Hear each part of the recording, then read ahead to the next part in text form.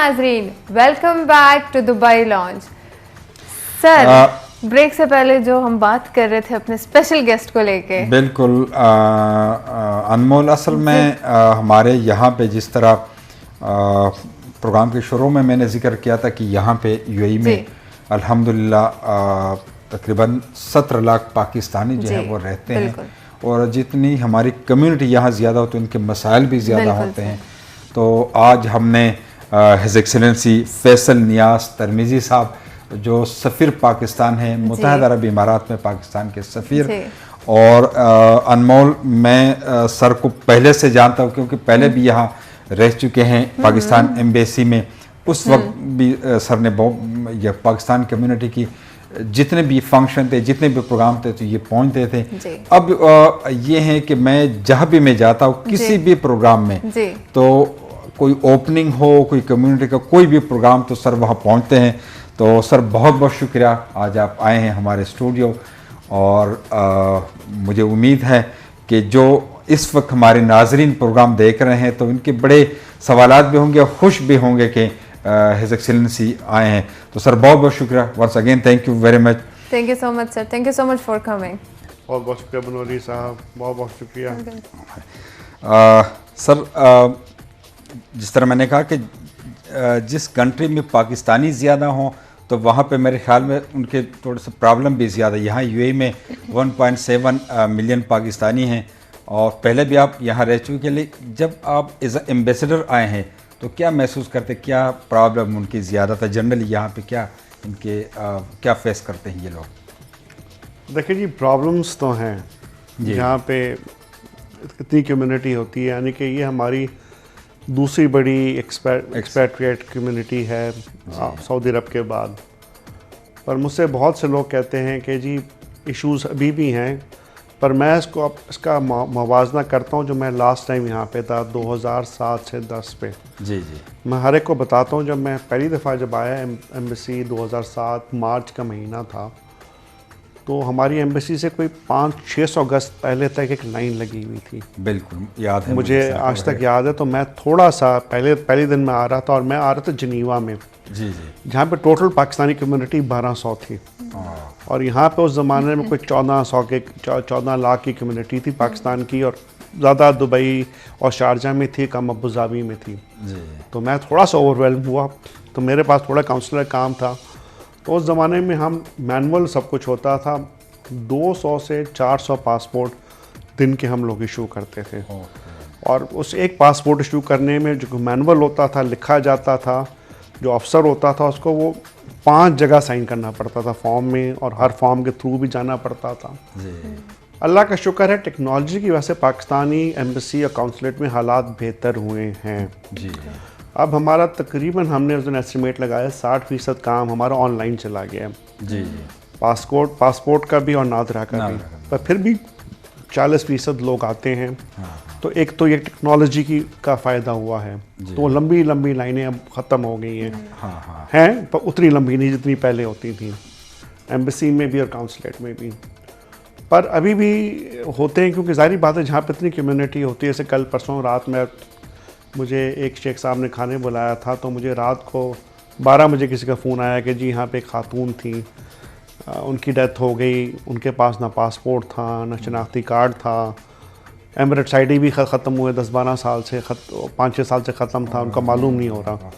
तो इस किस्म के इश्यूज़ बनते हैं हमारे। फिर पाकिस्तानी काफ़ी जेल में भी हैं, और मुझे बड़ी खुशी हुई कि मैं शायद पहला सफ़ीर था जो जेल में, मस्बा जेल में मिलने गया। और उनके साथ ही मैंने कोई 65 कैदी थे, उनके साथ मैंने इफ्तारी की। तो मुझे उन्होंने कहा कि जी आप सेपरेट, मैंने कहा जी जो मैं खाऊंगा वो ये कैदी भी खाएंगे। तो मसाइल हैं, हमारे कम्युनिटी के मसाइल भी हैं, लेबर की मसाइल हैं। कोशिश हमारी पूरी है, ज़ाहिर बात है ये हमारा एक बहुत ही करीबी दोस्त है, क्योंकि मुत्तहिदा अरब इमारात से हमारे ताल्लुकात 1970 से पहले के हैं।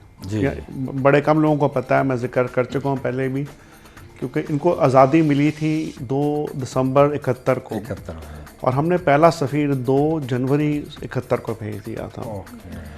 और उससे पहले हमने बल्दिया में, इत्तिसालात में, एडनॉक में, ان کی آرم فورسز میں، پولیس میں ہمارے لوگ 60 سے آ رہے تھے.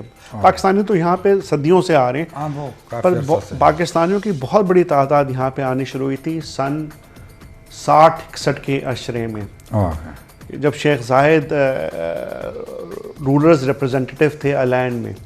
تب بڑی تعداد پاکستانیوں کی آنے شروع ہوئی. اور جب ان کو آزادی ملی تب تو پاکستانی بہت تھے یہاں پہ. اور مجھے بڑی خوشی ہوتی ہے کہ جب بھی میں ان کے صدر سے ملے، ان کے وزیر اعظم سے ملے، ان کے فارن منسٹر سے ملے، یہ سارے کہتے ہیں کہ جی پاکستان نے اور پاکستانیوں نے بڑا کلیدی کردار ادا کیا ہے.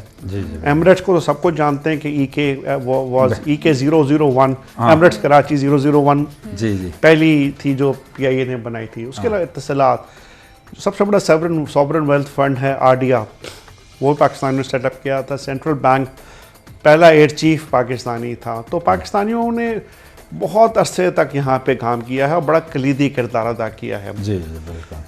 پر اب ماشاءاللہ اس ملک نے بہت ترقی کی ہے. میں ہمیشہ پاکستانی کمیونٹی کو کہتا ہوں کہ ہارڈ لیبر کے بعد اب ہمیں زیادہ کوالیفائڈ لوگ چاہیے اب آہستہ آہستہ. بالکل. کیونکہ جن میں سکلز ہوں، جو ادھر کام کر سکیں. کیونکہ اسی کے مطابق ہمیں اپنے آپ کو کرنا پڑے گا. جی.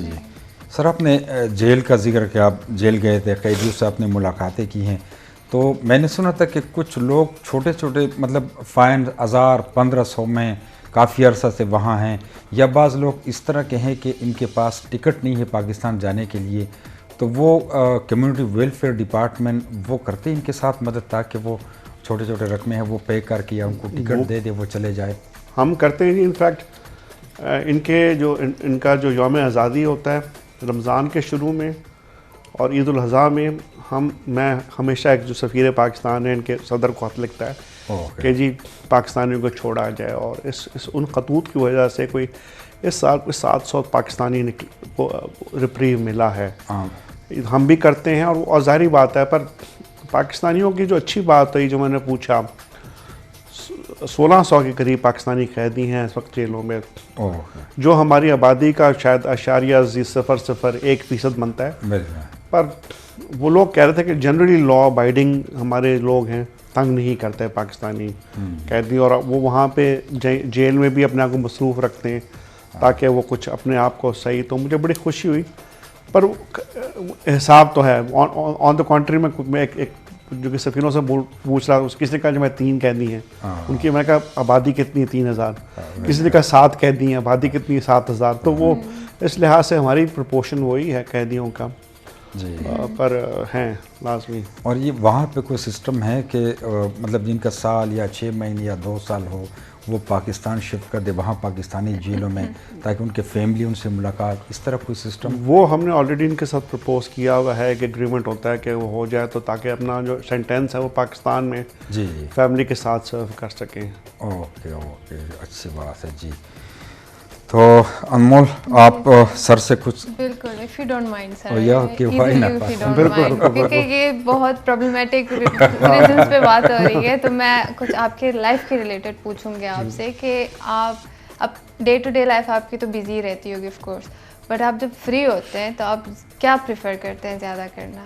دیکھیں جی یہاں پہ تو فری ٹائم 7 دن بہت کم ملتا ہے. نہیں فرینکلی یہاں پہ پریکٹیکلی، بلکہ میری بیگم مجھ سے ناراضگی کہتے تم گھر سونے آتے ہو صرف.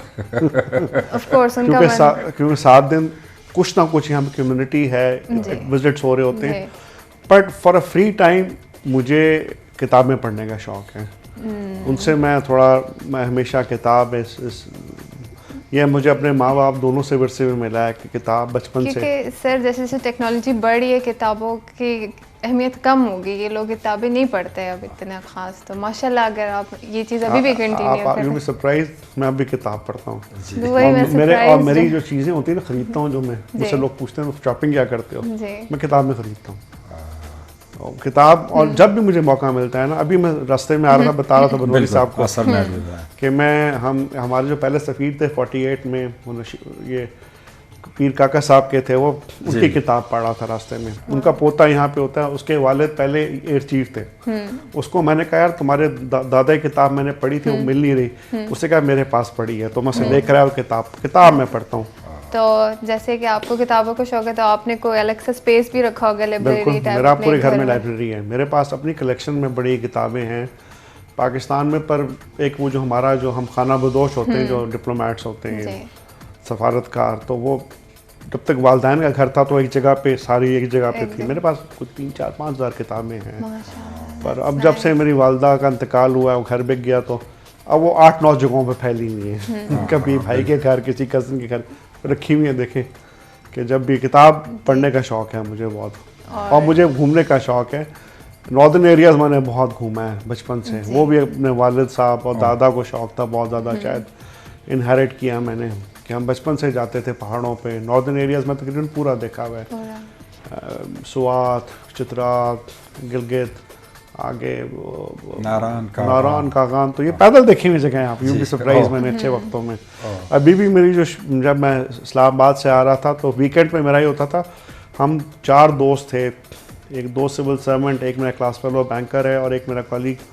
ہم ہر سیٹرڈے سنڈے کو صبح فجر کے بعد ہم پیر صحابہ چڑھتے تھے، ادھر ناشتہ کر کے نیچے آتے تھے ہم لوگ. تو وہ نیچر بڑا ضروری ہوتا ہے، کتاب نیچر بڑا ضروری ہوتا ہے. بالکل سر. جی مطلب آپ بکس کے علاوہ اور مطلب میوزک کس طریقے کا پسند کرتے ہیں؟ میوزک مجھے جی ہر قسم کا پسند ہے. جی اردو میوزک، غزلیں مجھے بہت پسند ہیں. مجھے پاکستانی پاپولر میوزک بھی بہت پسند ہے. اب تو آپ نے نہیں سنا ہوگا، زہیر اور نازیہ حسن تھے ہمارے زمانے میں. انٹرسٹنگلی جو بہت بڑا ایک گروپ بہت فیمس ہوا بعد میں، دل دل پاکستان جنہوں نے گایا تھا، یہ میرے کلاس فیلوز تھے اور میں کنٹمپریری سے زیادہ تھا. تو جنید جمشید جنید سے سینئر ہوتا تھا، پر شاہی مجھ سے 1 سال سینئر تھا. روہیل جس نے کوک اسٹوڈیو بنایا میرا کلاس فیلو تھا. رضوان ان کے ساتھ ہوتا تھا، پہلے چھوڑ کے چلا گیا، وہ میرا ہم سے سینئر ہوتا تھا. تو پاکستانی میوزک پر میرا میوزک کا ٹیسٹ بڑا ایکلیکٹک قسم کا ہے. میں باہر رہا ہوں، روسی زبان میں نے سیکھی ہے، روسی میوزک بھی سنتا ہوں میں، فارسی میوزک بھی سنتا ہوں، میوزک عربی بھی سنتا ہوں، کیوں میوزک میں اپنی خوبصورتی ہوتی ہے بہت.